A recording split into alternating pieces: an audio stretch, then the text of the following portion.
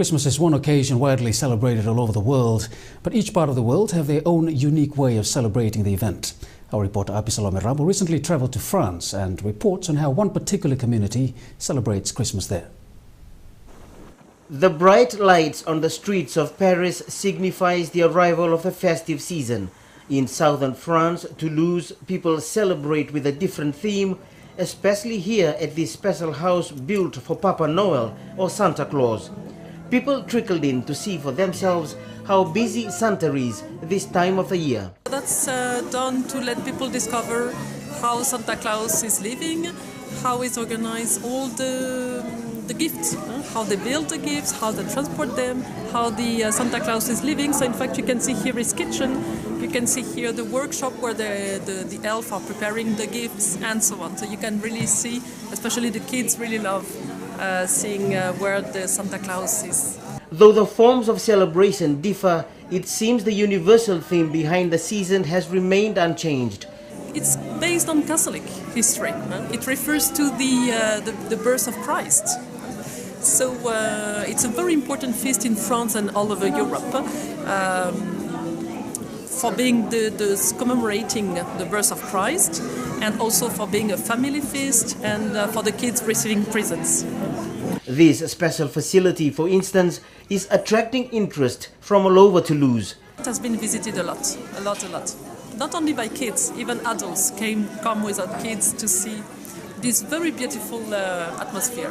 Nearer to home in Hong Kong, people flocked to the shopping mall to do some last-minute shopping, looking to strike a reasonable bargain for an affordable gift, an indication that Christmas Day is just around the corner.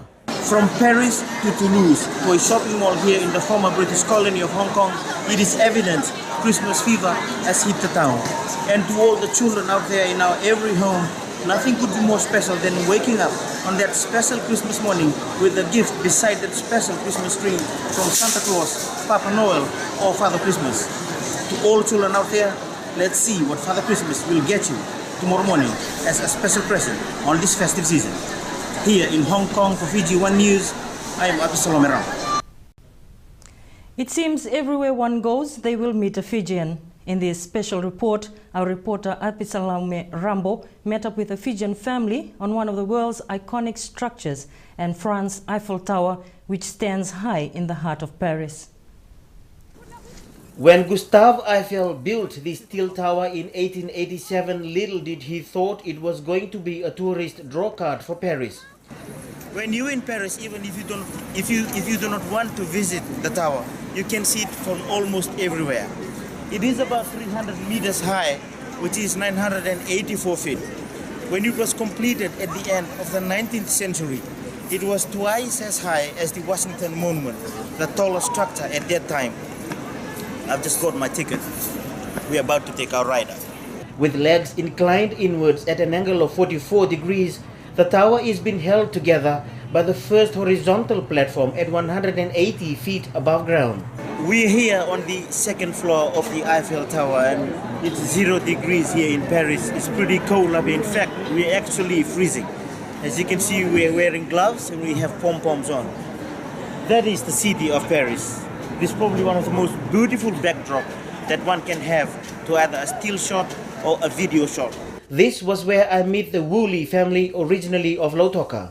It's funny today, Carol said, I wonder if we'll meet anybody we know in Paris. I said, you never know, but yeah, we don't know you, but there's still that connection, the Kaiviti connection. And after spending years overseas, Andrew has still not forgotten to connect with me in the real Kaiviti way. Bula Vinaka, here we are in Paris. Today is a bit lelewa. Very cold up here in Paris. It must be about 3 degrees. Be a lot warmer in Fiji. Yeah, Vinaka. Good to meet you guys from Fiji. Yeah, Vinaka Wakaleu.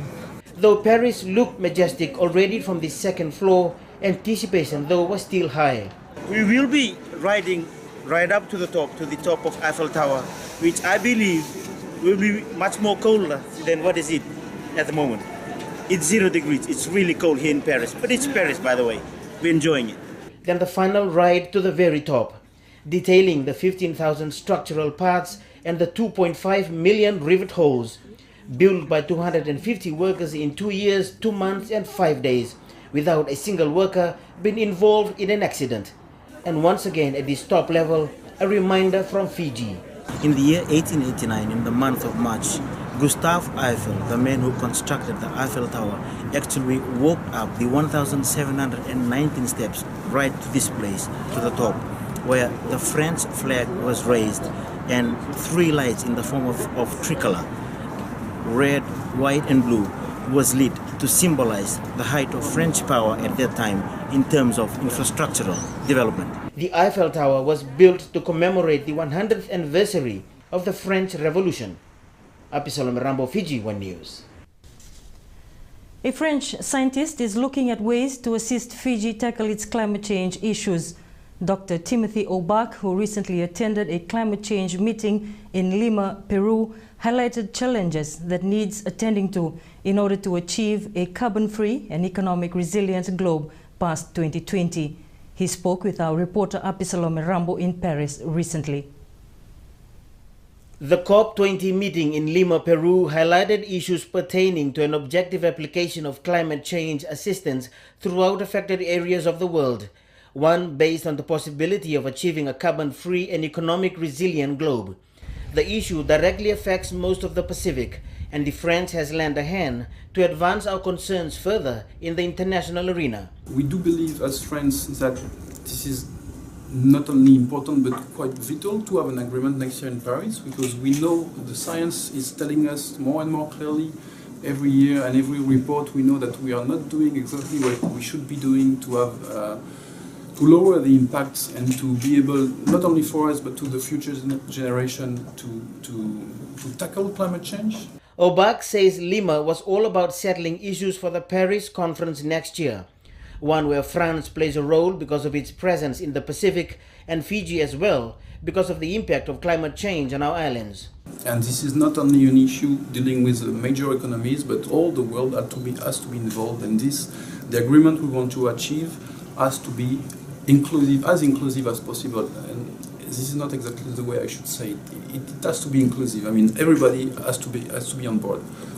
So this is quite important for us to make sure that this process will be transparent, will include everybody, in order that we are all on the same boat and we are all going on the same direction. Lima, according to Obak, was not easy, as global assistance donors, international stakeholders, civil societies and partners in the campaign engaged in intensive dialogue to reach an amicable solution. We had to give some more efforts, and it took 34 hours. 34 more hours than anticipated, but finally we are making progress, and we are more and more consolidating the views and going toward a common ground. And this is not an easy task for us, not for us as an international community to be able to have all the sides on the same page. The effect of climate change in Fiji is evident in most of our coastal communities. Apisalome Rambo, FJ1 News. To be a flight attendant sounds exciting, but do not be mistaken, they have their own challenges as well. Apisalome Rambo spoke to some of them on board the Fiji Airways flight to Hong Kong and filed this report. To be a flight attendant can be demanding, in particular during a long flight such as this one to Hong Kong with a full house passenger list. The dependency on these hard-working individuals is enormous. A former school teacher, Atashma Vikashni, is very excited with her job. I love teaching, but I guess I love flying too. And one of the main reasons is it gives us an opportunity to meet different cultural groups of people, and we get to learn about their cultures and their traditions, and we get to travel a lot to so many various countries. But in spite of all the anticipation and hype that comes with the traveling and the destination, one must be mindful of a flight attendant's role, who are also accountable at the end of the day. This is our bar order bar cruising. What we do here is we take stock of every alcoholic drink that we have served, and whatever's left over we note it down and we put it in the bar book. Then we seal up all the bars. This is customs requirement for our duty. And how about risk factors that are part of the work, in particular the thought of an air disaster. All the time we come to work, it's always on the backs of our mind. That is why we go through training. We go through yearly training. That is our annual proficiency checks that we do yearly, that concerns our safety. So before any flight or during or into descent into any country, safety is always paramount with us. Watching them move slowly and cautiously within the plane serving the passengers, one can be reassured of something. They love what they do, irrespective of the challenges. This is one of the best jobs that you can, having to travel, and then everything is paid for. Who can ask for a better job? Well, for the Itoke girls, the sky's the limit. Probably our process of getting through to become a flight attendant is very strict, but you can always try. Nothing can stop you from doing whatever you want to do. Fiji's growing fleets of aircrafts means there is always a need for flight attendants to attend to our frequent flyers. Apisalome Rambo, FJ1 News.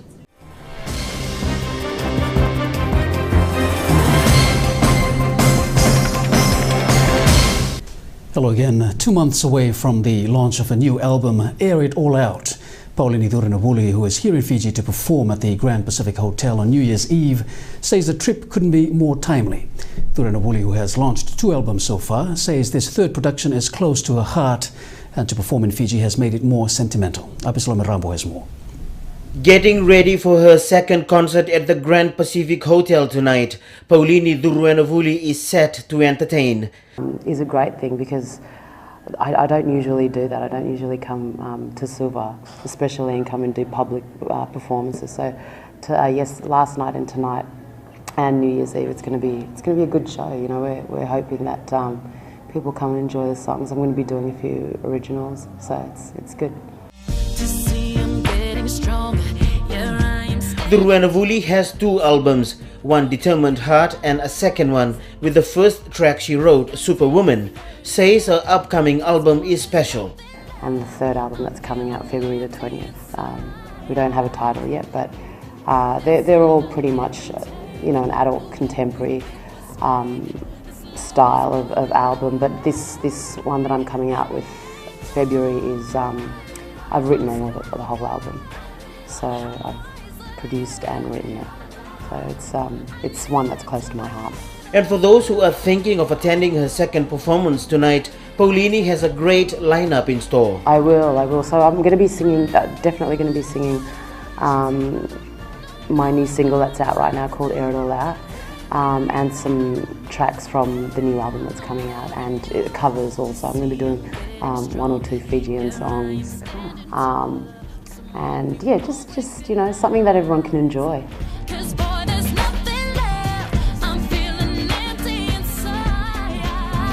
It's my new single called Air It All Out. I wrote it overseas, and it's basically about letting go of your past. Not letting the things that have affected all of us. The bad things in life that everyone goes through. Not letting that affect you. Inhaling in positiveness and moving forward with your life, and always keeping a positive attitude towards everything. Kurabui's performance concludes tomorrow night when guests at the GPH count down the hours to the new year. Apisalome Rambo, FJ1 News. Very good evening. Just a few hours to go now to the end of 2014, and the countdown to the new year has begun. Celebrations are expected to begin at 8 tonight to the early hours of the morning. The stage is set to welcome the new year in style. Organizers of Fiji's annual street party are also counting down the hours. Like past years, they expect tonight's series of celebrations to attract thousands of people from all walks of life. Everything is ready to go now. I've been down to the ground and done a full site inspection. The great thing is, even after all the rain we've had, the ground is nice and hard, so people can bring their mats and sit on the ground. Dancing is going to be easy because the ground's hard, and we're really looking forward to tonight. We have a massive sound system down there. We have a lot of light display as well. When you come down, you'll see the pavilion will be all lit up. People will be filmed in the crowd, so you can see yourself up on the big screen. The rides are ready to go, food's ready to go. So we're just now waiting for people to come. They also plan to welcome 2015 in a big way. We will start the countdown about 25 seconds out. Once we hit midnight, we have a massive fireworks display. And then after midnight, we do a montage of all the latest music. And that goes for about 15 minutes. So that really is the time that people can really get into welcoming in the actual new year. And we look forward to that part of the night. And across the road from here, Fiji's own Paulini Dhuruenavuli will entertain the crowd at GPH. Dhuruenavuli has promised those who will be here that it will be a night to remember. If you haven't got anything on tonight, then come down and come to Grand Pacific Hotel and come and join us and celebrate, you know, going into 2015. And thank you for the support. And I'll definitely be coming back, you know, maybe next year, and I'll definitely try and do a public kind of performance for everyone. FJ1 will carry live the New Year celebrations at the Grand Pacific Hotel. Apisalome Rambo, FJ1 News. The European Union will be reviewing all its assistance with partner countries, including the Pacific, in 2015. EU's ambassador to the Pacific, Andrew Jacobs, says the exercise is a way of informing taxpayers who provided the funding how their money was used in certain projects. The European Union's ambassador to the Pacific, Andrew Jacobs, explains the idea behind making 2015 a year for development. We have recently carried out a survey in Europe which found that 85% of people in the European Union think that development cooperation is important for the European Union. And 67% of European Union citizens feel that we should increase the money spent on development. But having said that, there is not very much awareness in Europe of exactly how our money, or the European taxpayers' money, is spent. Part of the objective is to make information available in Europe on what EU is doing with partner countries around the world. But it also provides us with an opportunity really to inform people in our partner countries themselves, in Fiji and the rest of the Pacific, about what the European Union has to offer in terms of partnership, in terms of support for development. With the motto, "Our world, our dignity, our future," the EU is heralding the message that the world is really a global village. And this year also, the Millennium Development Goals come to an end. In September in New York, there will be the launch of the Sustainable Development Goals, which will take the place of the MDGs, so we will have the SDGs.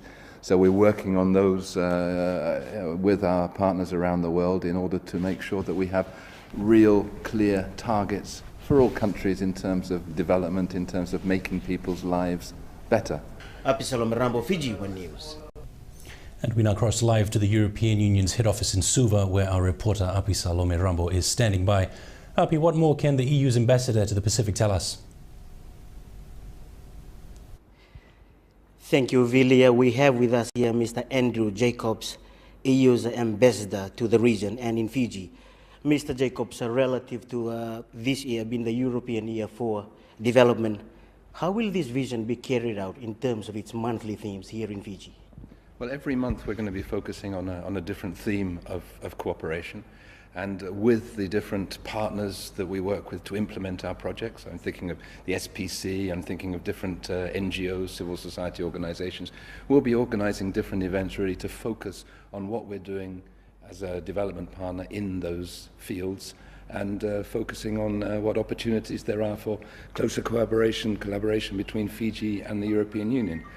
Some of the themes, next month, February, we have education we're going to be working with. The month after that, in March, women and girls, and we have a lot of support that we've been providing, particularly through civil society organizations for the empowerment of women and girls. In April, health. In June, sustainable growth, decent work and business. And we can focus a lot on small and medium-sized enterprises, on regional economic integration there. In July, we'll be working with children and youth. In December, on human rights. Every month there'll be something different, and I think that will give us the opportunity to show let's say, people how wide our cooperation with Fiji and with the Pacific is, and really to focus on some of the real success stories. We're going to be talking to people around the Pacific and around Fiji who have worked with us in the implementation of some of the projects that we've been implementing. I noticed that for the month of October, food security and sustainable development comes next in November. Are these two of the major areas that you also think it's really relevant for us in the region and here in Fiji? I think sustainable development particularly, and particularly as we move away from the Millennium Development Goals to the Sustainable Development Goals, it's going to be very important, I think, to make sure that whatever Fiji government is putting in place together with development partners is really sustainable. So I think certainly sustainable development is going to be a major theme and something on which we can really have a very good debate, and something which I think will provide a lot of benefits in the long term. You had also referred to the education sector as something that the EU is really looking at, the alleviation of poverty and raising of the standard of living of the people relative to the role education plays in Fiji and in the region. Yes, I think in Fiji we had a very good program some years ago helping to build schools, to make education facilities available. And education really does play, as you say, a key role in bringing people out of poverty, making sure that people can fulfill their real potential. But I think one thing that we really want to focus on this year during the European Year for Development, given that we're trying to bring Europe and the Pacific closer together, is our program Erasmus Plus, through which we make available grants for students, particularly postgraduates, to study in Europe. I think we would very much like to see more exchange of students, so Europeans coming here to the Pacific, and more students from Fiji and from the rest of the Pacific going to study for periods in Europe. I think it's a program which really adds a great deal of value to people's education, and one on which we're going to focus in order to get as many people to participate as we can. Mr. Jacobs, thank you so much for your time this afternoon, and that's all we have from EU. Vili, back to you in studio. Talking to our reporter Salome Rambo with the Ambassador of the European Union to the Pacific, Andrew Jacobs. The International Climate Change Conference in Paris this year will see issues pertaining to the Pacific at the forefront of discussions. This is after collected data and research established that the region is amongst the heavily affected areas. Api Salome Rambo with the details. Stakeholders from all over the world will gather here in Paris in December to discuss issues on climate change, not only to review the current global situation, but to come up with feasible ways to provide assistance to those affected. We want the agreement not only to take into account what we call mitigation, but also adaptation. And this is also very important to put in place a framework that gives the means of implementation, which means finance, transfer of technology, and capacity building. Orbach says being the voice of the Pacific in such an international forum is not easy, especially given the experience at COP20. We had to give some more efforts, and it took 34 hours, 34 more hours than anticipated. But finally, we are making progress, and we are more and more consolidating the views and going toward a common ground. And this is not an easy task for us. It's a bit of a marathon session. I know Fiji played an important role in the discussions as well. And but the scene is set. The background, the background work has been done, and it's going to be a very intense period as we move forward to Paris in December. Jacob says the European Union has been in the Pacific for some time, and so it shares similar sentiments as us. We share the ambitions of the Pacific countries. So I think the European Union working together with the Pacific really can bring about, let's say, change, and I'm confident that we will also together bring about a very positive outcome in Paris. It's not going to be easy. There's a lot of work to be done. I think in Lima, in Peru, good progress was made. I mean, some people were disappointed about how far we got. Jacob believes the Pacific has the ability to punch above its weight in such international forums because of its ability to speak with one voice. Api Salome Rambo, FJ1 News.